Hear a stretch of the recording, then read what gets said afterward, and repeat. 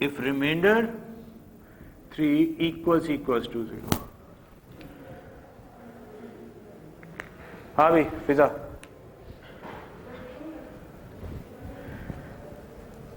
True कैसे होगी बेटा?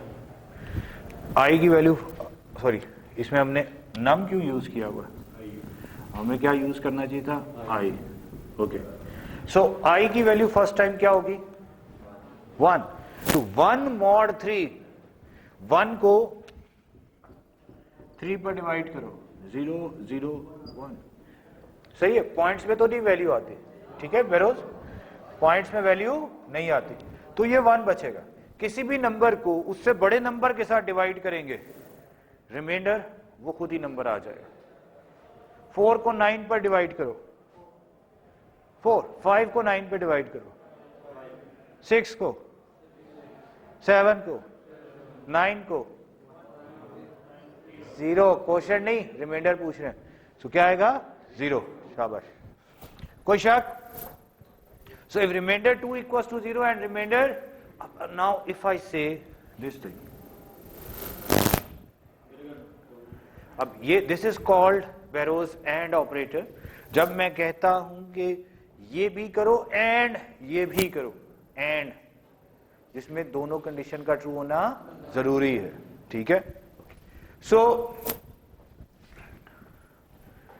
ये भी ट्रू हो एंड ये भी ट्रू हो, कोई नंबर बताएगा?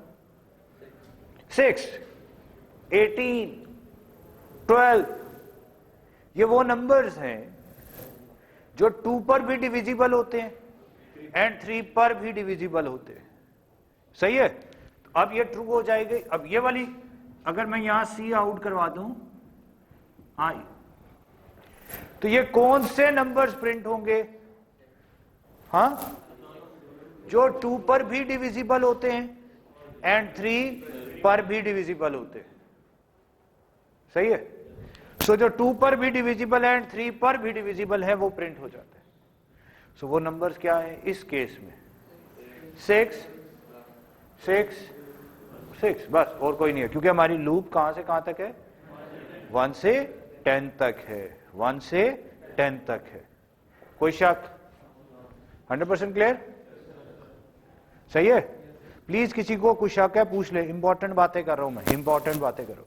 सो अगर मैं कहूं नहीं जी वो नंबर्स जो 2 पर डिविजिबल हो और 3 पर ना डिविजिबल हो, how to write if something is not divisible by, इसको इसी को चेंज कर लो बस. जो 2 पर डिविजिबल हो एंड 3 पर डिविजिबल ना हो. भाई किधर इस कंडीशन को ही छेड़ना है ना यार. 2 पर डिविजिबल हो एंड 3 पर डिविजिबल ना हो. सही है? कोई शक? एनीवन? भाई कंडीशन ठीक कर मेरी जान, कंडीशन ये कंडीशन है ना, इसको ठीक करना है, चेंज करना है. रिमाइंडर 2 पर डिविजिबल हो एंड 3 पर डिविजिबल ना हो. कोई भी नंबर 2 पर डिविजिबल कब होता है?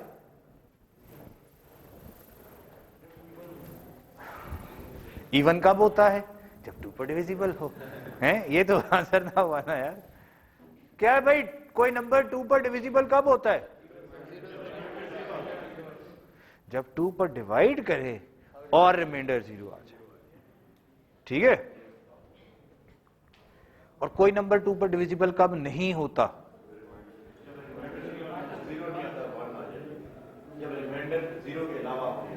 जबरदस्त. हमाद, ओके ठीक है, हमाद नकीब.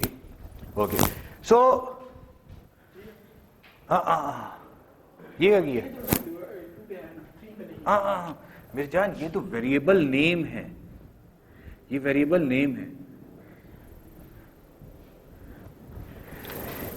जो वैल्यू है वो आई है.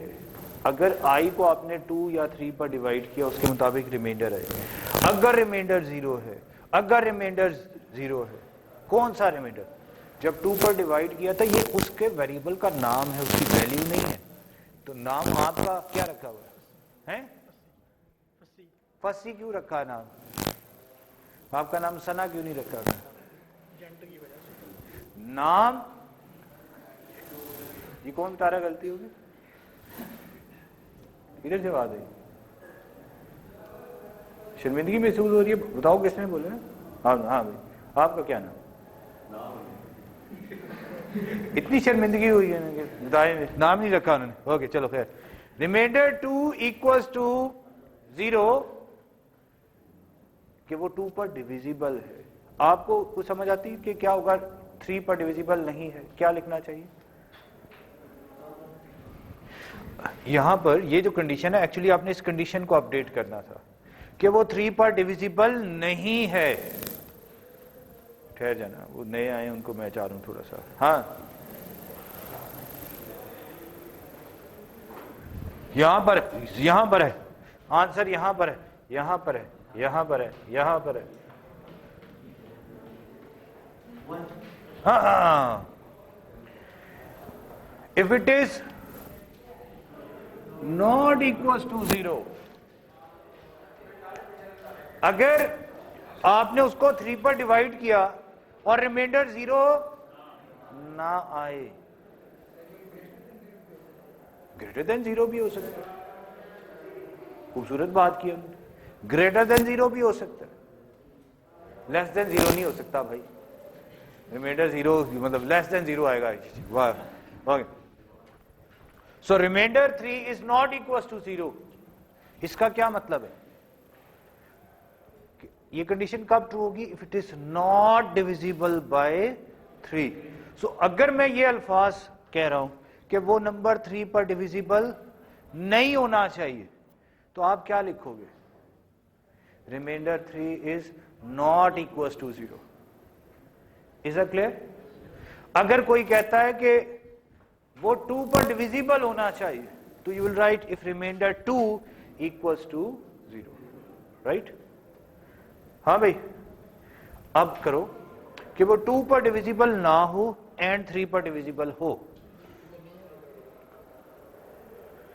मेरी जान जी, नॉट इक्वल्स टू में इक्वल्स का सिंबल एक दफा होता है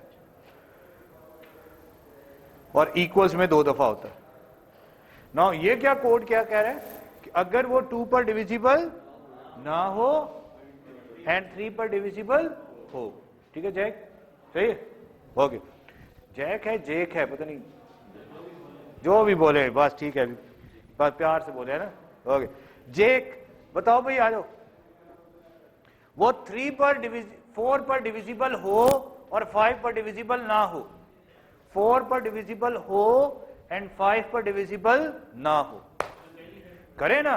तो इसीलिए बुलाया आपको, और किस लिए बुलाया? चेंज ना करना होता तो। हाँ, अब ये जो वेरिएबल नेम है, ये जस्ट नाम ऐसे रख रहा है सो दैट नीचे कोड करते हुए याद ना करना पड़े कि हाँ यार वो 4 का रिमाइंडर हमने किस में रखा था। अब देखो, जिसको 4i को जब 4 पर डिवाइड किया, तो जिस वेरिएबल में नाम रखना है वो नाम ऐसा रख लेते हैं ना कि उससे आसानी हो। रिमाइंडर 5 आपको बाद में पता होगा। अच्छा, अब वो क्या कह रहे, अगर वो 4 पर डिविजिबल हो एंड 5 पर ना हो। चलो शाबाश, आ जाओ बैरोज। 5 पर डिविजिबल हो, 5 पर डिविजिबल हो एंड 4 पर ना हो। किसका मोबाइल, किसका मोबाइल? 2 केक, उस पे लिखा हुआ हो, सुन लो तुम भी, 2 केक जिस पे लिखा हो keep your mobile silent. Okay, cake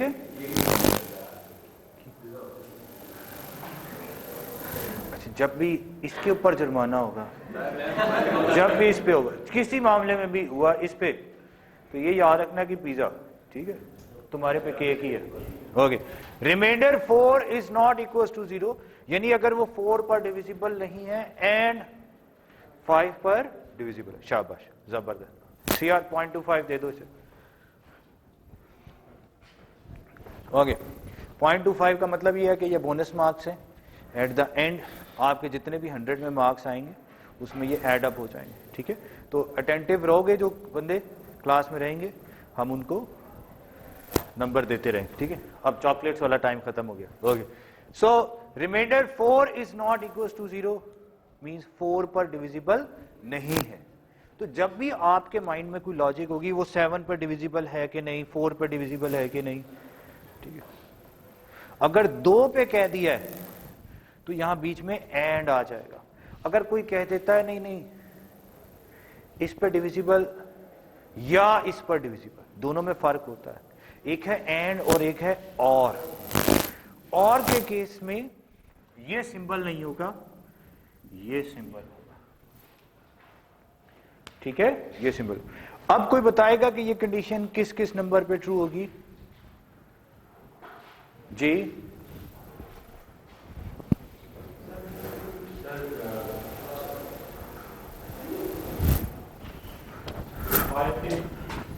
अगर मैं एक चार्ट सा बना लूं,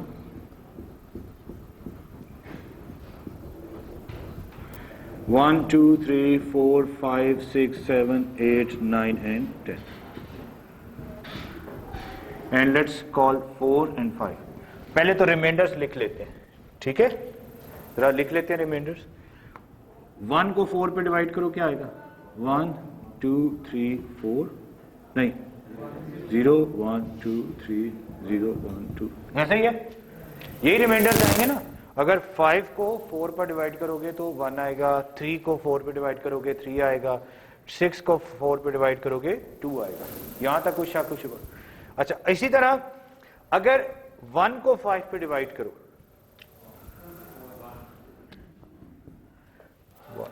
यार भागते हुए जाओ ना मीडिया, वहां से ब्लू मार्कर ले आओ। हाँ, भाग। अच्छा, यहां पर क्या आ जाएगा? 1 2 3 4 5 0 आएगा। कब? जब 5 को 5 पे डिवाइड करेंगे 0 1 2 3 4 5। अच्छा, ठीक हो। ये इंपॉर्टेंट बात है कि जब भी किसी नंबर को डिवाइड करते हैं, देखो 4 पर आपने डिवाइड किया तो 0 1 2 3 4 आया, 0 1 2 3 आया, 4 नहीं आया। जब 5 पर डिवाइड किया तो 0 से लेकर रिमाइंडर 4 आ सकता है।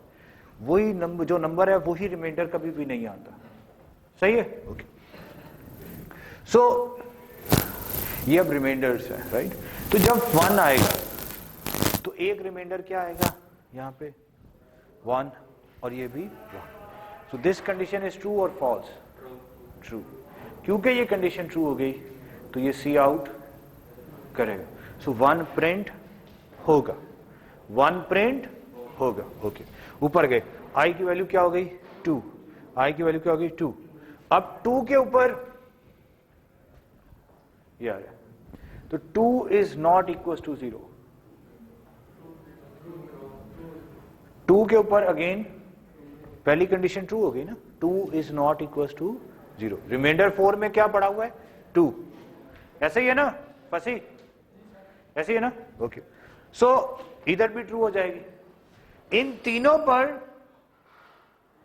इन ये जो पहले 3 नंबर हैं इनमें रिमाइंडर्स ये आ रहे हैं ना 4 वाले, इस पे पहली कंडीशन ट्रू हो जाती है, दूसरी के ट्रू होने ना होने से फर्क सॉरी नहीं पड़ता। सो चौथे पर क्या होगा? 4। यहां पर ये तो फॉल्स हो गए। अब दूसरी को चेक करते हैं, that is again false, right. तो ये दोनों ही फॉल्स है। तो क्योंकि ये दोनों फॉल्स हो जाए, और गेट में फंसी ये होता है कि यार दोनों में से एक का ट्रू होना जरूरी है, दोनों में से एक का ट्रू होना जरूरी है। सो अगर दोनों फॉल्स हो जाए तो फिर आंसर मींस फॉल्स, राइट। सो 4 प्रिंट नहीं होगा। 5 पर चेक करते हैं। जी जी, थैंक यू। अब 5 पर अगर आप गौर करें, 5 पर पहली कंडीशन क्या है? ट्रू। तो दूसरे के ट्रू या फॉल्स होने से फर्क नहीं पड़ता। ट्रू ट्रू यहां पर पाता है, पहली कंडीशन फॉल्स, दूसरी, तो ओवरऑल आंसर क्या है? सो आउटपुट क्या होगी फंसी? बताओ। हाँ, सी आउट में कौन कौन से? देखो सी आउट हमने क्या लिखा हुआ है? आई। तो आउटपुट क्या आएगी? 1 2 3 4 नहीं आएगा, सही है। वेरोज 5 6 7 8 9 10, so output is 1 2 3 5 6 7 9 10. Is that clear? वो मुश्किल है? अच्छा, एक हो गया। एक है कि आपको ये कहा जाए कौन से नंबर्स हैं, कौन से नंबर्स हैं जो 4 पर डिविजिबल नहीं है एंड 5 पर डिविजिबल हैं, तो ये कोड होगा, ठीक है। और एक है कितने आदमी थे, है ना, तो उसमें पूछ रहे कितने, सही है। तो जब कितने की बात आती है then you need a counter. आपको कोई कहता है कि 30 दफा 33 दफा अल्लाह अकबर तस्बीह पढ़ते हुए, now that is you need a counter ना। 7 फेरे लगाएं खाना काबा के, ये चक्कर लगाएं, तवाफ करें, दैट वहां पर आप क्या करते हैं, काउंट करते हैं। छोटी सी एक तस्बीह भी मिलती है 7 दानों वाली, वो क्या होता है, दैट्स कॉल्ड अ काउंटर। वो छोटी सी, वो भी आजकल अब तो डिजिटल हो गई है, टक टक टक टक टक। सो दैट इज व्हाट, उसको हम क्या कहते हैं, काउंटर। सो आपके दिमाग में भी इसको मैंने 4 1 2 3 4 इतने में भी सर में दर्द हो गया यार, खुदा का खौफ कर यार। ओके, कि मेरी सर आपकी आवाज सुन के सर में दर्द हो जाता है। ओके, सो जी सर, माइनस कर दे इसके नंबर, ठीक। अच्छा, सो इसके दिमाग में क्या चलेगा, काउंटर चलेगा ना, 1 2 3 4, वो इंक्रीज हो रहा है, राइट। अब ये बड़ी इंपॉर्टेंट बात है, गौर से प्लीज देखिएगा। मैं एक और वेरिएबल ले रहा हूं, integer c and c equals to 0, ठीक है। उसको 0 से इनिशियलाइज करना बड़ा जरूरी है। अगर आप किसी जगह ईदी मांग रहे हैं, तो अगर आपने ये देख रहे हैं, और ढेर सारे आपके चाचे मामे फूफे ताई काफ़ी सारे आए हैं, ठीक है, एंड बस अब आपने सबसे ढेर सारी ईदी कलेक्ट करनी है और आखिर में आपने देखना है आपके पास कितनी ईदी है। तो अगर आपकी जेब में ऑलरेडी पैसे होंगे, फिर कन्फ्यूजन हो जाते हैं, फिर थोड़ी सी कन्फ्यूजन हो जाती है कि भूपों ने 10 दिए थे कि 5 दिए थे, है ना, ऐसे ही होता है ना, फिर कन्फ्यूजन हो सकती है। बट अगर आप अपनी जेब खाली कर दें, उसके बाद दबड़ दबड़ दबड़ दबड़ सबसे जमा करते रहें, एट द एंड जो आपके पास पड़े, इसका मतलब वो सारी क्या है, ईदी है। तो जब भी काउंटर आएगा तो काउंटर को हमेशा किससे इनिशियलाइज करना है, 0 से। इनिशियलाइज करने का मतलब होता है जो हम उसे पहली वैल्यू असाइन करते हैं, ठीक हो गया। अब now remember this thing, if I से C++, ये स्टेटमेंट किसी इफ पर डिपेंडेंट नहीं है, इफ पर डिपेंडेंट नहीं है, यानी इफ के ट्रू या फॉल्स होने से इसे फर्क नहीं पड़ता। तो ये लूप कितनी दफा चलेगी, 10 दफा। इस पर मुत्तफिक है ना, 1 से लेकर 10 तक लूप चलेगी। सो C++ में जैक कितनी दफा इंक्रीमेंट होगा, है 10 टाइम्स, राइट। अच्छा, इसी तरह अगर एक और वेरिएबल होता d, और d में पड़ा है 0, एंड यहां मैं लिखूं d++, d भी इनिशियलाइज किससे है, 0 से।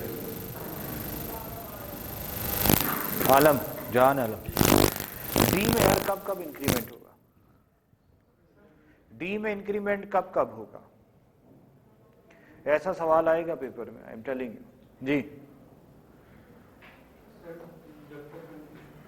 जब जब जब जब कंडीशन ट्रू होगी तब तब d में इंक्रीमेंट होगा।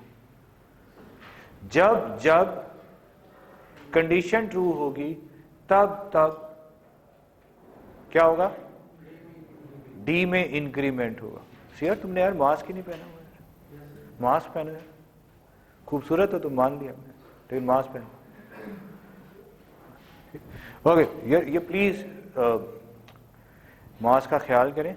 एंड पढ़े लिखे लोगों में और अनपढ़ों में फ़र्क होना चाहिए। अगर हमें शऊर नहीं आ रहा, हमें एहसास जिम्मेदारी नहीं आ रही, तो फिर इन डिग्रियों का कोई फ़ायदा नहीं है। ठीक है, तालीम के साथ तरबियत बड़ी ज़रूरी है। ठीक है, तो ये दिमाग में रखें कि ये आप अपने लिए ये मास्क नहीं पहन रहे, अपनी फैमिली के लिए पहन रहे, अपने बुजुर्ग, अपने दादा दादी, अपने नाना नानी, अपने छोटे बहन भाई, अपने माँ बाप, उनके लिए पहन रहे, उनकी सेफ्टी के लिए पहन रहे। सही है जी? अल्लाह मान अल्लाह, मैं अभी इतनी प्यारी बात कर रहा हूँ। सो प्लीज थोड़ा सा ख्याल करना है। ठीक है, शाबाश, ओके।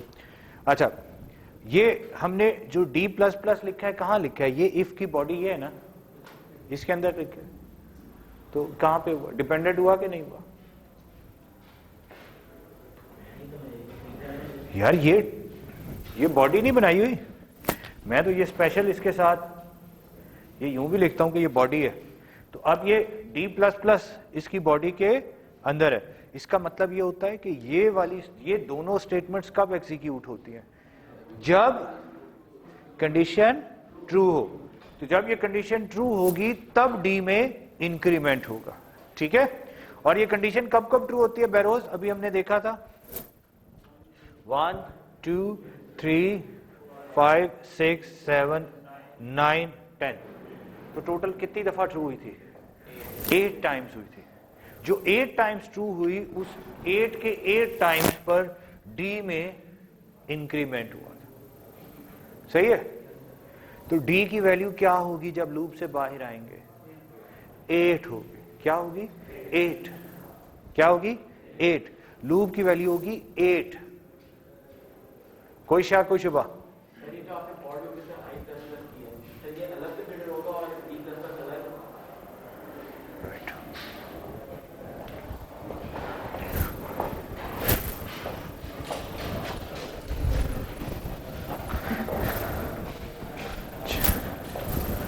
तुम्हें पढ़ने हैं 3। ठीक है, कितने हो गए? कितने हो गए? हाँ, हाँ। तेरा काउंटर अपने, इसका काउंटर अपने। इसको मारने से, इसको इंक्रीज करने से तुम्हारे तो कोई फर्क नहीं पड़ा। ऐसे ही है? कोई शक? ये अगर 3 रोटियां खा ले, जो कि मुश्किल काम है, लेकिन उससे तुम्हारी भूख मिट जाएगी? नहीं। ऐसे ही है ना? सो जब हम आई में इंक्रीमेंट करेंगे तो आई में इंक्रीमेंट करेंगे ना, I++। आई में इंक्रीमेंट कर दो। I++ का मतलब होता है आई की जो भी वैल्यू है उसको 1 ऐड कर दो। अगर 1 थी तो क्या कर दो? 2। 2 थी तो क्या कर दो? 3। 3 है तो 4। 4 है तो 5। राइट? सो D++ कब होगा? जब ये कंडीशन ट्रू होगी।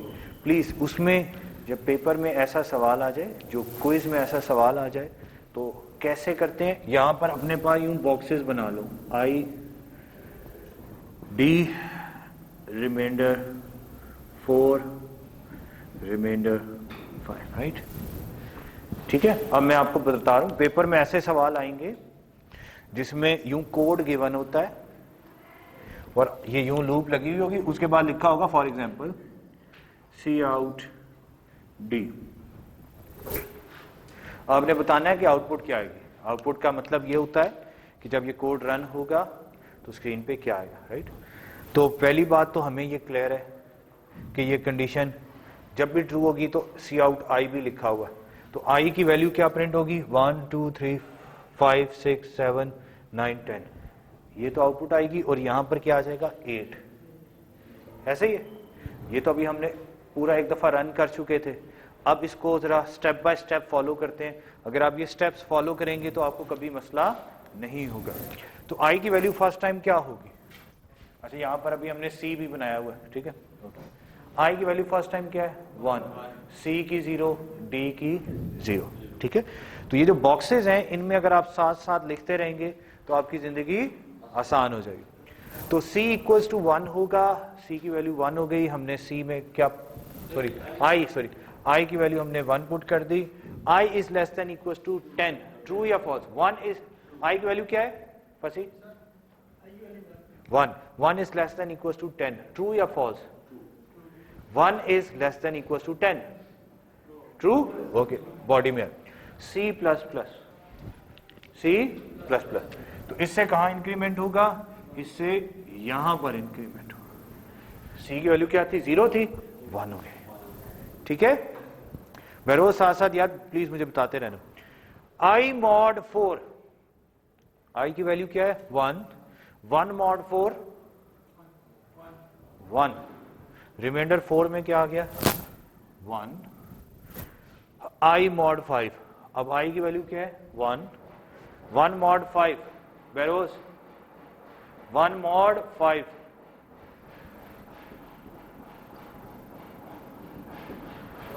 क्या आएगा? 1। मैंने रिमाइंडर में भी अपने पास बॉक्स में क्या लिख लिया? 1। यूं बॉक्सेस में लिख लोगे तो अब बाद में कंफ्यूजन नहीं होती। अब यहां चेक करते हैं, remainder 4 is not equal to 0, remainder 4 में क्या पड़ा है? 1 is not equal to 0, true. तो दूसरी को तो चेक ही नहीं करेंगे बिकॉज क्या है? और ऑपरेटर है, राइट। तो यहां आगे क्या हुआ? d प्लस प्लस, d की वैल्यू क्या थी? ये 1 हो गया। सी आउट i की वैल्यू क्या है? 1। ना अब आपकी आउटपुट स्क्रीन ये है 1। स्क्रीन पर वो चीज प्रिंट होती है जो जिसके साथ सी आउट लिखा हो। तो यहां पे जब सी आउट आई आया तो 1 प्रिंट हो गया, ऊपर गया। जब यहाँ एंडिंग ब्रेस पे आ जाते हैं, ठीक है, ये जो अभी नए लोग आए हैं उनके लिए ये हम कैसे लिखते हैं, ठीक हो गया। तो मैं यूं जल्दी में लिख देता हूँ। ओके, ये यूं बना, उसका मतलब जब यहां पर आ जाते हैं तो फिर हम यहां पे चले जाते हैं। अब i की वैल्यू क्या हो जाएगी? i प्लस प्लस, मुझे नहीं पता i की वैल्यू क्या थी, उसमें एक का इंक्रीज करना, जाके चेक करते हैं।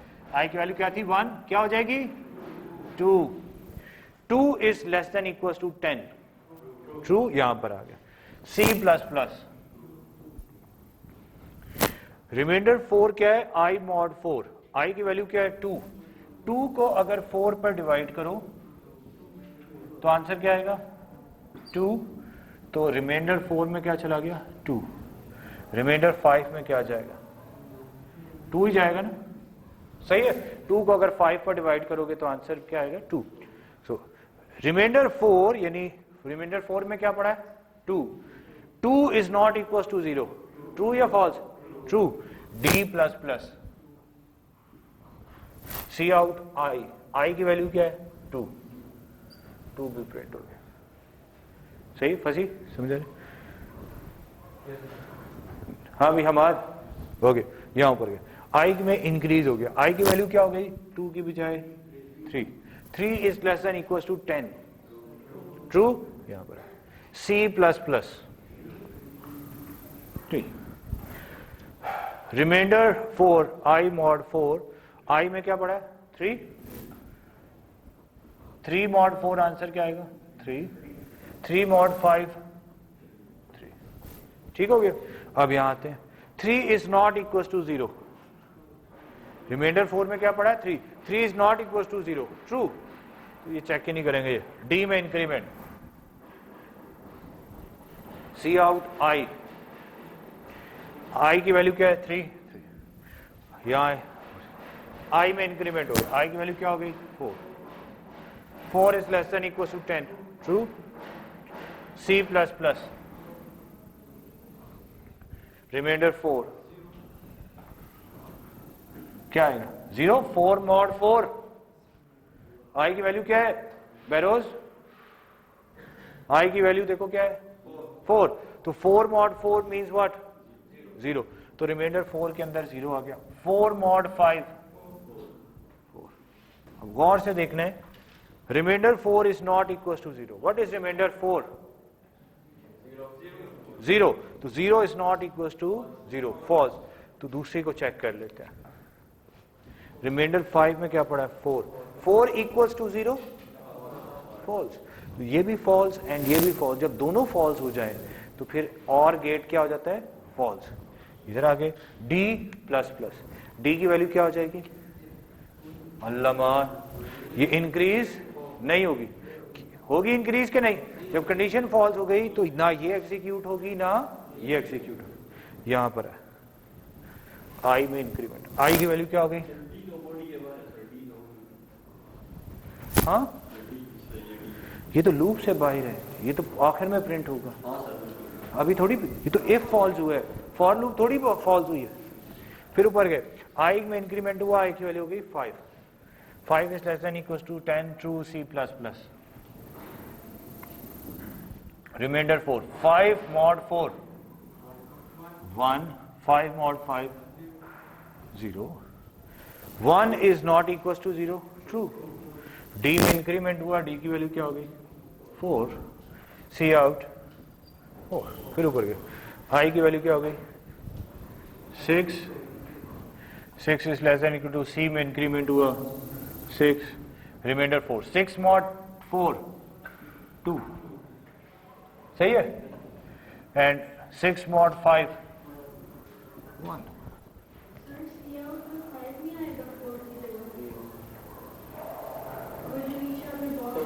Oh sorry CR 0.25, okay, remainder 4, what was remainder 4, 2 is not equals to 0, हाँ जी true, तो यहां पर इंक्रीमेंट हुआ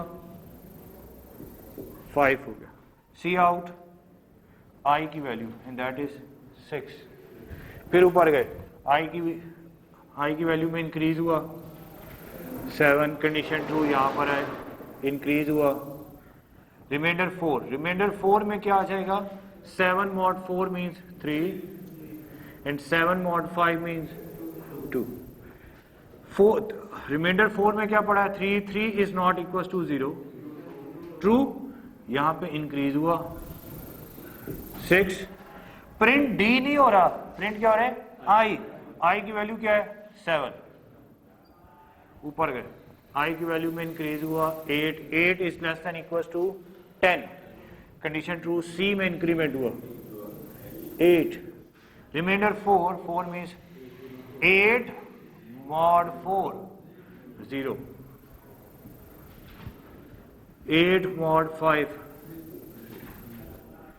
3, 0 is not equals to 0 false, दूसरी चेक कर लेते हैं, 3 is equals to 0 false, false, दोनों फॉल्स हो जाए तो आंसर क्या आता है फॉल्स, मास्क ऊपर करो, ओके, डी प्लस प्लस करेंगे कि नहीं करेंगे, क्योंकि इफ की कंडीशन फॉल्स हो, इफ की कंडीशन फॉल्स है तो डी प्लस प्लस नहीं हुआ, सी आउट नहीं हुआ, यहां पर पहुंचे, यहां गए, आई की वैल्यू हो गई 9, 9 is less than equal to 10 true, यहां पर है सी प्लस प्लस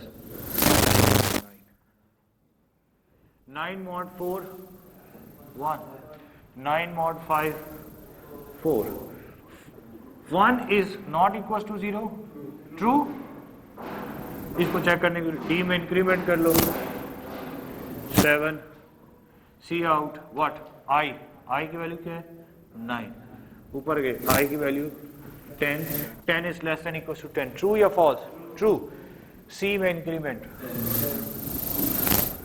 रिमाइंडर 4, आई की वैल्यू क्या थी 10, 10 mod 4 2, 10 mod 5 2 is not equals to 0 true, d में इंक्रीमेंट, सी आउट आई की वैल्यू 10, ऊपर गए, आई की वैल्यू में increment 11, 11 is less than equal to 10 अब प्रिंट कराओ डी, व्हाट इज डी, तो डी की वैल्यू क्या प्रिंट हो जाएगी 8, क्लियर हुआ, सही है। सो अगर आपने यूं बॉक्सेस बनाए हुए उनको प्रॉपरली नाम दिया हो तो यार फिर तो, अगर तो आपको आपके पीछे वाला लाते मार रहा है पेपर के दौरान कि बता, तो फिर आप गलती करेंगे, फिर आप डेफिनेटली गलती करेंगे। लेकिन अगर आपको कोई तंग नहीं कर रहा, सही है, आगे पीछे लेफ्ट राइट कोई तंग नहीं कर रहा, इन दैट केस क्या होगा? कोई मुश्किल तो नहीं है? क्या ये मुश्किल सवाल है? तो इस तरह के अगर सवाल आ जाए तो कोई बड़ी बात नहीं होनी चाहिए। बस ये है कि इसमें आपको कोई तंग ना करे, फुली कंसंट्रेशन से आप करो। तो ऐसे आपने बॉक्सेस लाजमी बनाने हैं, साथ साथ चलाएं, आपका काम आराम से हो जाएगा। Anyone have any doubt please let me know, नहीं तो फिर मैं आगे बढ़ूं, ठीक है। सो अब हमने ये चीज सीख ली है कि अगर कोई कहता है कितने, तो काउंटर लगा के उसमें इंक्रीमेंट कर लो। कोई कहता है कौन, तो उस नंबर को प्रिंट करा लो। ये सब क्लियर? कंडीशन एक है, दो कंडीशन है तो यूं और यूं आ जाएगी।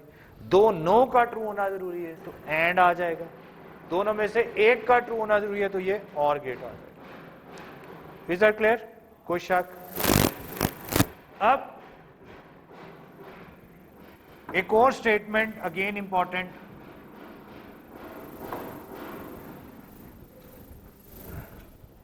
अब देखिए लॉजिक बड़ी सिंपल सी है। जब भी कोई कहे कि जी 1 से 100 के दरमियान देखें, 20 से लेके 60 के दरमियान देखें, 70 से 80, कोई रेंज बताता है तो उसके मुताबिक यार लूप लगा दो, ठीक हो गया। अब मैंने आपको कहा जो इवन नंबर्स हैं उनका सम फाइंड आउट करो ना। इवन नंबर्स हैं, इवन नंबर्स कौन से होते हैं? जो 2 पर डिविजिबल है। Remainder equals to i mod 2। अच्छा, एक और स्टेटमेंट भी याद कर लेते हैं। पहले हमने लिखा sum equals to 0, sum is equal to sum plus 2 लिख दिया मैंने फॉर एग्जाम्पल। अब ये लूप कितनी दफा चली? लूप चली, कोई बताएगा कितनी दफा चलेगी लूप? 10 टाइम्स लूप चलेगी, ठीक है। 10 दफा लूप चलेगी, ये जाएगा फिर घूम के वापस आएगा। हर दफा जाते जाते 2 रुपए इसको लेके जा रहे हैं, तो एट द एंड तुम्हारे पास कितने पैसे होंगे? अल्लाह मान अल्लाह फीस। हाँ,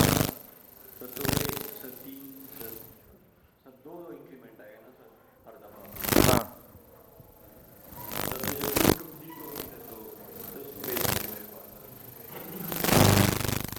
अगर मैं तुम्हें 10 दफा 2 रुपए दे रहा हूँ, 20 रुपए होंगे। पहले फेरे में आया 2 रुपए, फिर 2 रुपए, फिर 2 रुपए, फिर 2 रुपए, फिर 2 रुपए, तो 20 रुपए हो। अगर मैं हर दफा तुम्हें 3 रुपए दूं, 30, तो बेसिकली मैं तुम्हें क्या कह रहा हूं?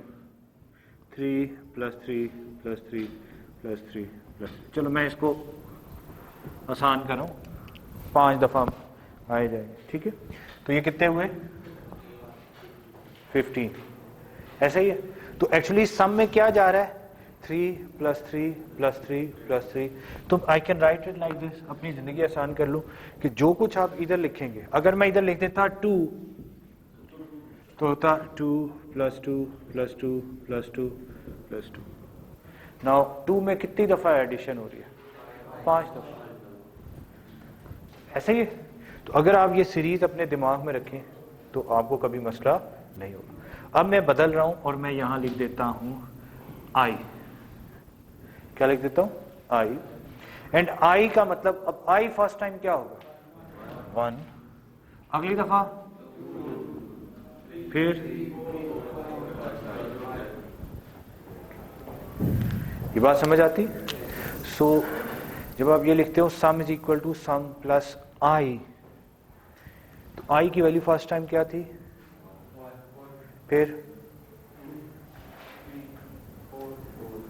तो एक्चुअली सम में ये चीज जाएगी ना, 1 + 2 + 3 + 4। CR समझ आती बात? ओके। अगर मैं लिखता तो फंसी बताओ क्या आ जाएगा? क्या बनेगा?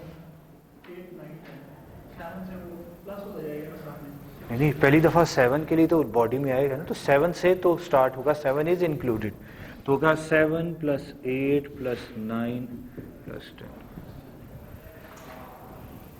हाँ जी, समझ आ रहा है बहरोज? ओके, अगर मैं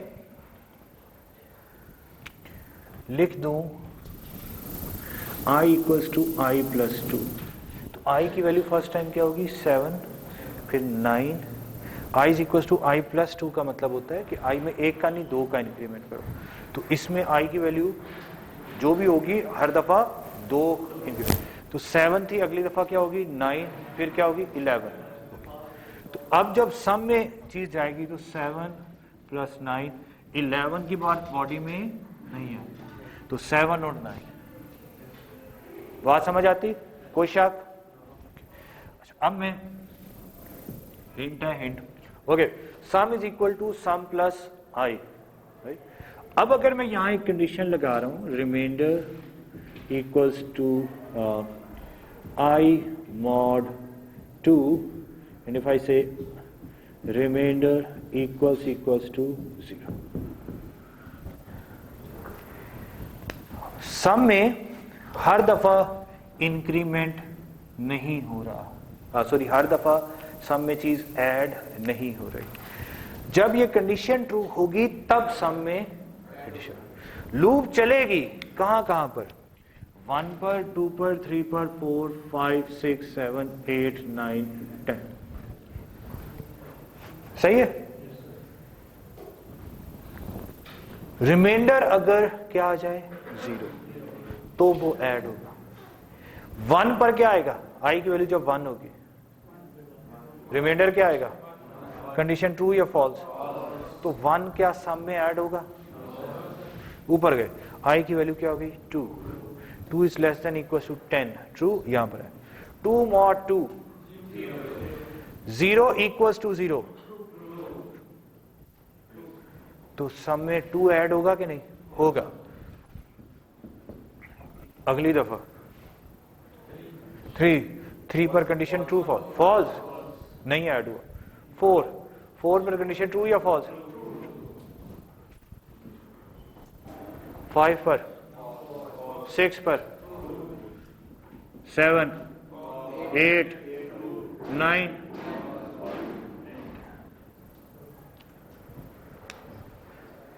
गॉट द पॉइंट? कोई शक?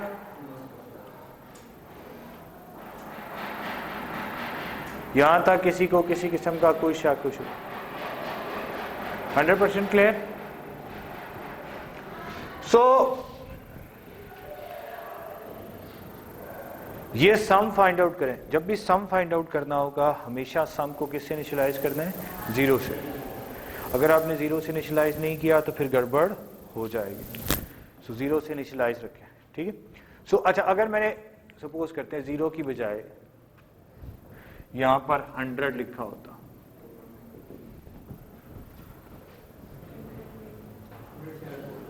तो ये जो चीज बनी थी उसमें 100 ऐड कर लो यार, ठीक है? इसमें क्या ऐड हो जाएगा? 100, राइट? कोई शक? अच्छा, अगर आपने उसको 0 से इनिशियलाइज किया हुआ तो ये सिचुएशन हो जाएगी।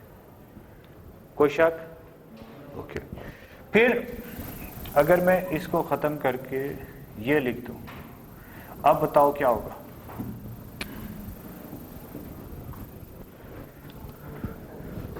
हमाद नकीब, हाँ जी, क्या होगा? 2 + 4 + 6, हाँ 2 और 4 तक जाएगा, यही कह रहे हो? अल्लामान अल्लाफीस। सर पर condition i less than equal to 5। Okay, sum में कोई कंडीशन लगी हुई है? यस क्या? +1 हो रहा है सर। सम में नहीं, सम में है, सम में 0 है। अच्छा, फिर पहली दफा तो 0 ऐड होता जाएगा, उसमें आई ऐड हो रहा है। तो आई की वैल्यू फर्स्ट टाइम क्या है? 1। फिर 2 हो जाएगी, फिर 4 हो जाएगी। क्यों? 3 है, फिर 4, फिर 5। अब यहां मैंने इफ की कंडीशन हटा दी है भाई। अब सारे जितने नंबर्स पे कंडीशन ट्रू होगी आई की वैल्यू वो सब सम में ऐड होंगे। तो आई की वैल्यू कौन कौन से पे ट्रू हो रही है? 1 2 3 4 5 सब ऐड हो रहे हैं। कोई शक कुछ शुबा? सो अब अगर मैं यहां पर इसकी बजाय मल्टीप्लिकेशन डाल दूं तो क्या होगा? यहां एक किस्म की यही काम हो रहा है ना, सही है? तो जब ये काम हो रहा है तो इसका क्या मतलब है? हाँ, तो इतनी मेहनत करके आखिर में जीरो। जब आप प्रोडक्ट फाइंड आउट कर रहे होते हैं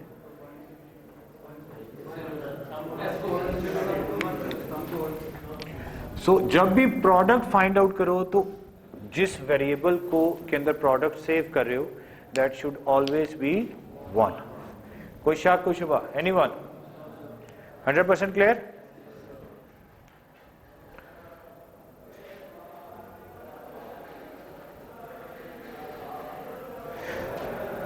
मैं आपको जो जितनी चीजें सिखा रहा हूं, अगर आप अपने दिमाग को बंद कर लेंगे, आपका दिमाग क्या है? ऑफ, तो मैं जितना मर्जी मल्टीप्लाई करता रहूं that is always zero. But अगर आपका दिमाग खुला हुआ है, फिर जो मैं असाइन कर रहा हूं वो मल्टीप्लाई होता जाएगा। ठीक है, ये बड़ी इंपॉर्टेंट बात है, याद रखना। ठीक है, सो यहां तक किसी को किसी किस्म का कोई शक कुछ हुआ? अभी तक मैंने कुछ नया नहीं पढ़ाया, सिर्फ रिवीजन करवाई है। इसलिए कराई है कि भाई इसमें से आखिर में मैंने अभी क्विज लेना है। ठीक है, ये दिमाग में रखिएगा। ओके, चलिए बल्कि क्विज अभी ले लेते ताकि ताज़ा ताज़ा हो जाए। पेज एक निकाल लें, एक पेज निकाल लें। रजिस्टर से ही निकालोगे और कहां से निकालोगे? कोई टोपी शोपी तो नहीं आएगी उसमें से निकालोगे?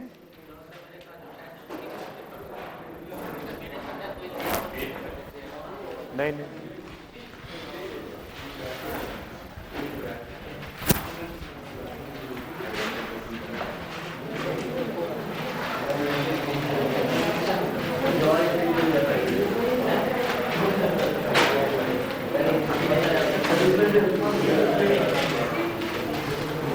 CR होने के नाजायज फायदे।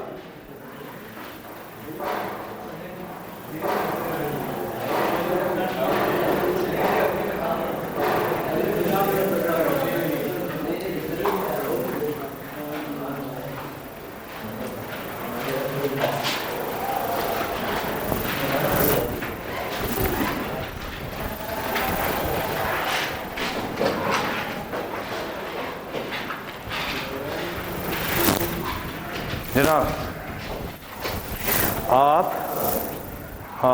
आप जो फर्स्ट सीट पे बैठे हैं, first third fifth, first third fifth, first third fifth, first third fifth, first third fifth, यहां से इसके हिसाब से देखनी है। ठीक है, इनका एक क्वेश्चन है और इस कॉलम में सेकंड फोर्थ वालों का इनके साथ मैच होता है, यानी आपके लेफ्ट राइट आगे पीछे मुख्तलिफ हो जाएगा। 1, ठीक है, इस रो का ऑड नंबर, इस रो के even, odd even, odd even, odd, सही है, और जो रिमेनिंग बच गए वो दूसरे। क्लियर हो गया? सो जो जिनका प्रोग्राम नंबर 1 है हाथ खड़ा करें, जिनको अभी मैंने आइडेंटिफाई किया, हाथ खड़ा करें। करना तुम्हारा नहीं है भाई, तुम्हारा है ना यार, हाथ खड़ा करो। वो लास्ट में, हाँ हाथ खड़ा करो। तो ये जो लोग हैं इनका एक प्रोग्राम होगा, अभी मैं 2 प्रोग्राम दूंगा। इन लोगों ने प्रोग्राम नंबर 1 करना है और जो बाकी लोग हैं उन्होंने प्रोग्राम नंबर 2 करना। ठीक हो गया? You have to find out the sum. जो प्रोग्राम नंबर 1 वाले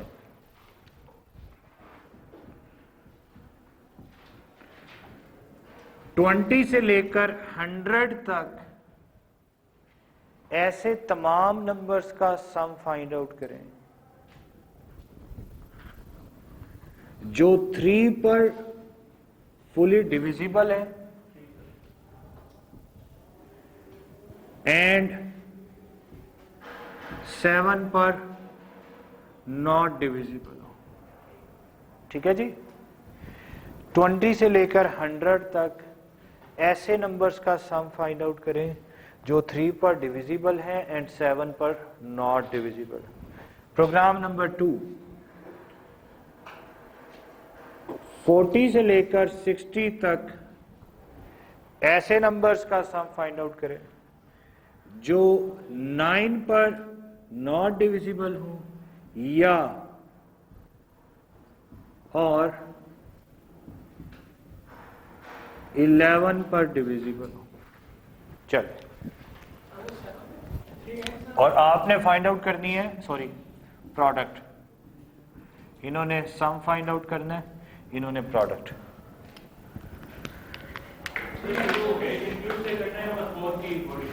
मेन फंक्शन लिखना है, हैश इंक्लूड नहीं लिखना, ठीक, डोंट वेस्ट टाइम, राइट। लिखें जी, जो 3 पर डिविजिबल हो एंड 7 पर डिविजिबल ना हो उनका सम फाइंड आउट करना है। प्रोग्राम नंबर 2 जिनका है उन्होंने इस रेंज में ऐसे नंबर्स की प्रोडक्ट फाइंड आउट करनी है जो 9 पर डिविजिबल हो या 11 पर डिविजिबल ना हो। हाँ, तो अभी क्या बोला मैं, सॉरी माय मिस्टेक। 9 पर डिविजिबल ना हो एंड 11 पर डिविजिबल हो, ये डिविजिबल है, जिस पर नहीं है। चले,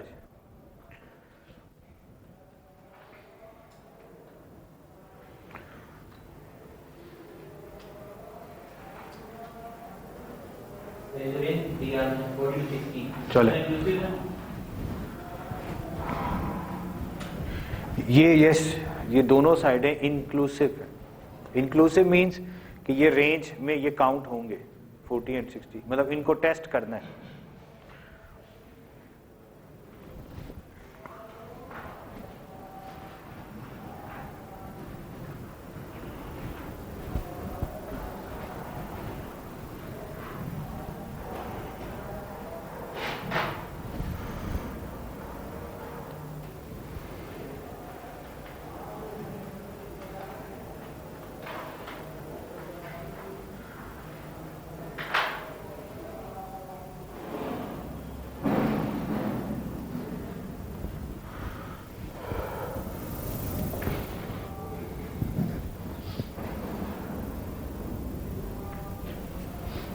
Keep this thing in your mind.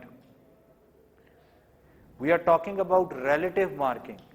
Relative marking का मतलब ये होता है कि जो टॉप के 5 to 7% लोग हैं, they always get A grade. उससे नीचे 10-12% A माइनस, फिर कुछ परसेंट को B प्लस, फिर कुछ को B। सो किसी कोर्स के अंदर 90 पर A होगा, किसी में 75 पर भी A हो सकता है कि क्लास की एवरेज नीचे है। सो अगर आपने मेहनत करके 80 नंबर लिए और कोई और एक और बच्चा था उसके अपने 95 थे, उसने किसी और को चीटिंग करा ली और उसको उसने 85 पे पहुंचा दिया, हालांकि उसके 60 आने चाहिए थे। जब उसने उसको चीटिंग कराई आपके नजरों के सामने, तो बेसिकली उसने क्या किया कि जिसका B प्लस था उसको वो ले गया A माइनस या A पे, और आप जो A माइनस वाले थे या A वाले थे वो उठ के चले गए B प्लस पे। So keep this thing in your mind, it's relative marking. तो जो चीटिंग कर रहे हैं वो बेसिकली आपका हक मार रहे हैं, तो किसी को चीटिंग मत करें, कराएं और ना करने दें। दिस इज रिलेटिव मार्किंग, सही है।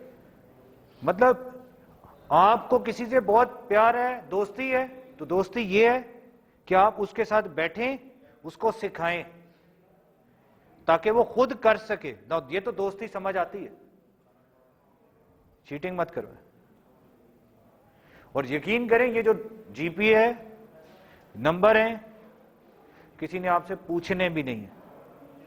अगर आपको काम आता होगा तो लोगों की ख्वाहिश होती है कि अच्छा यार इसमें से कोई काम का बच्चा है मुझे बताओ, हम उठा लेते। जो मुझसे लोग पूछ रहे होते हैं, हाँ यार कोई इस बैच में काम का कौन सा बच्चा है यार वो दे दे।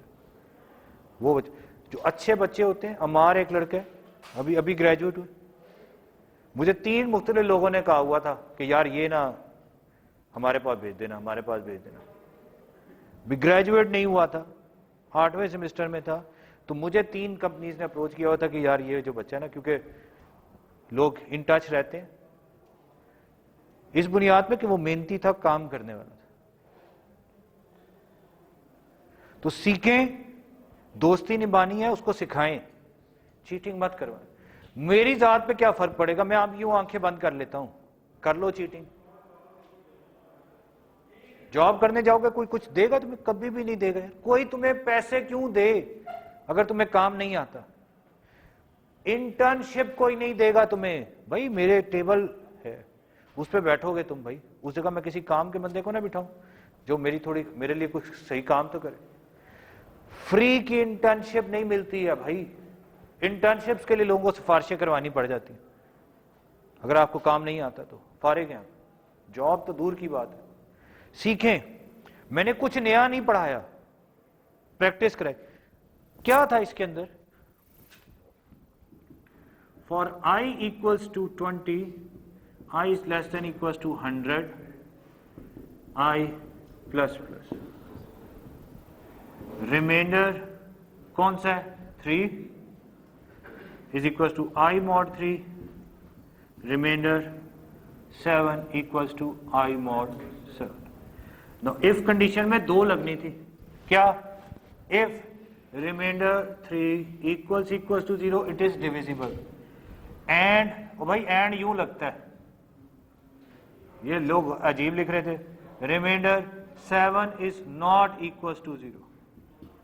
प्रिंट करना है कि सम फाइंड आउट करना है? सम।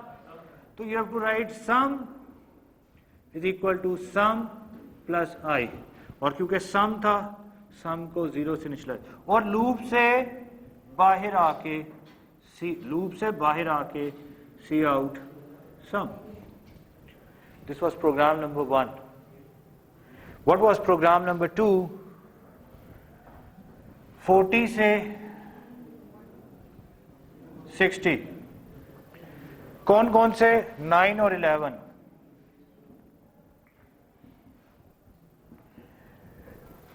9 पर डिविजिबल नहीं है, 11 पर डिविजिबल है। हाँ एक मिनट, और इसमें जो गेट लगा हुआ वो एंड है कि और है? और है। तो यहां पर क्या आ गया? सम माने प्रोडक्ट, तो यहां पर मल्टीप्लाई,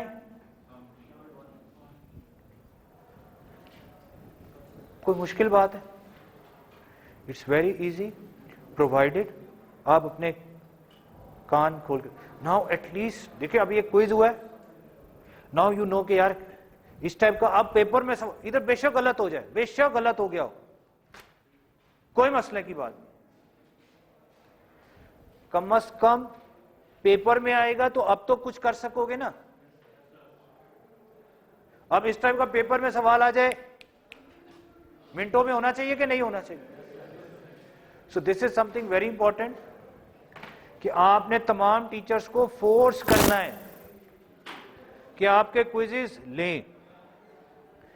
मैं आपको पहले से अनाउंस कर रहा हूं, मैं आपके 5 से 6 क्विजेस काउंट करूंगा, 6 मोस्ट प्रोबेबली 6 क्विजेस काउंट होंगे। अगर आपने 10 क्विज करवा लिए मुझसे, मैं क्विज नहीं ले रहा, आप मुझे फोर्स करें सर क्विज लें क्विज लें। सपोज करते हैं आपने मुझसे 10 क्विज करवाए, तो आपके 4 क्विज काउंट नहीं होंगे। इनके जिन 4 में गंदे नंबर हैं वो 4 काउंट नहीं होंगे, जो 6 जिनमें अच्छे हैं वो काउंट होंगे। इनका क्विज नंबर आखिरी 4 अच्छे नहीं हुए थे, पहले 6 अच्छे हुए थे, इनके वो 6 काउंट होंगे। इनके 1, 3, 5, 7 अच्छे नहीं हुए थे, वो 4 नहीं काउंट करेंगे। जो अच्छे हुए हैं 6 वो काउंट करेंगे। इसका मकसद क्या है? इसका मकसद ये है कि अगर आपसे मिस्टेक हो रही है कोई बात नहीं, अगर आप ठीक करेंगे, कोशिश करेंगे आप, गलत हो गया ना कोई मसला नहीं। नंबरों के पीछे चीटिंग नहीं करने बैठ जाना कि यार कुछ खराब हो गया ना तो बड़ा मसला हो जाएगा। कोई बात नहीं, सोचें, कोशिश करें। गलत हो गया कोई बात नहीं, मैं कह रहा हूं मैं आपका फिर क्विज ले लूंगा और क्विज ले लूंगा, 10 की बजाय 20 क्विज ले लेंगे। चेक ही करने ना, मैं कर लूंगा चेक, ये मैं आपकी जरूर हेल्प करूंगा। आपका दोस्त होते हुए, बड़ा भाई होते, बाप होते हुए मैं आपको ये जरूर कर सकता हूं आपके लिए। बट अगर आप चीटिंग करेंगे फिर काम खराब हो जाएगा। असाइनमेंट में अगर लोगों ने चीटिंग करके दिया है कोई फायदा नहीं उससे। सो मेहरबानी करनी है, चीटिंग नहीं करनी। सही है? मेहनत करें। मसला है हमें बताएं। अगर कोई, मैं आपको फिर कह रहा हूं, अपने कोर्स के लिए नहीं, सब कोर्सेज के लिए कह रहा हूं, टीचर्स को फोर्स करें कि हमारा क्विज लें ताकि हमें समझ आए कि पेपर कैसे होता है, ताकि अब हम खुद से कोशिश करने पे आए। अभी तक हम बोलते हैं, पढ़ाते हैं, चले जाते हैं। हमने जानबूझ के पहले मैंने क्विजेस नहीं लिए, आल्दो के मैंने प्रैक्टिस क्विजेस रखे हुए हैं उसके ऊपर कैनवस पे, वहां पे आप जाके उसको सॉल्व करें।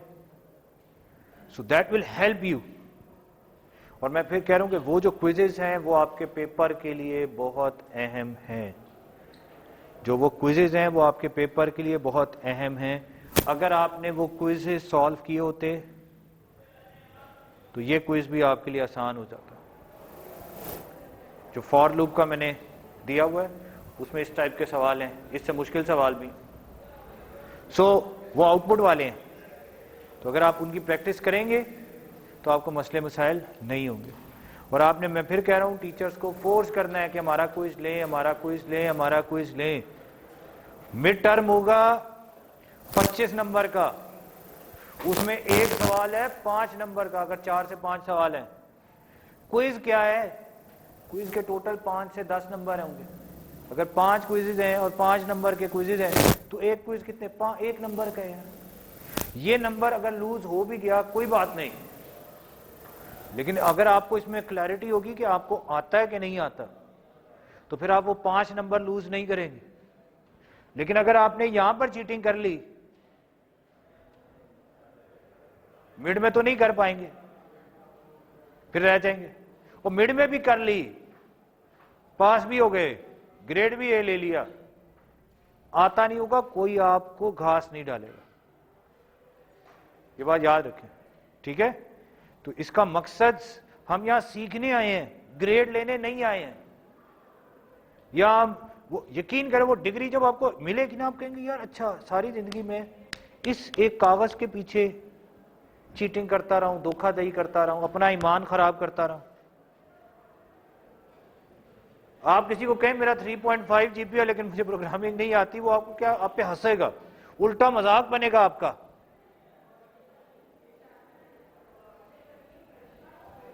लेकिन अगर आप किसी, आपको कोडिंग अच्छी आती है, कोई आपसे जीपीए पूछेगा भी नहीं, ये मेरी आपको गारंटी है। आपको 5वें सेमेस्टर के अंदर लोग अप्रोच करना शुरू कर देंगे, आ जाओ यार हम काम करते हैं, आ जाओ हमारे साथ काम स्टार्ट करो। सो प्लीज इस मोड से, ये चीटिंग वाले मोड से, कॉलेज वाले मोड से बाहर आ जाए। This is the right time. हमने पहले क्विजेस नहीं लिए ज्यादा, क्यों नहीं लिए? कि यार लोग सेटल डाउन हो जाएं, लोगों को थोड़ा सा समझ आना शुरू हो जाए। लोग परेशान होना शुरू हो जाते हैं, मेरा क्विज आया हो गया। लेकिन अब अगर क्विज ना हुए तो फिर गड़बड़ है। तो अब जितने क्विजेस हैं हर क्लास में फोर्स मी कि मैं आपका क्विज लूं, ठीक है? और बाकी टीचर्स को भी कहें कि आपके क्विज लें। अटेंडेंस यार ले लो।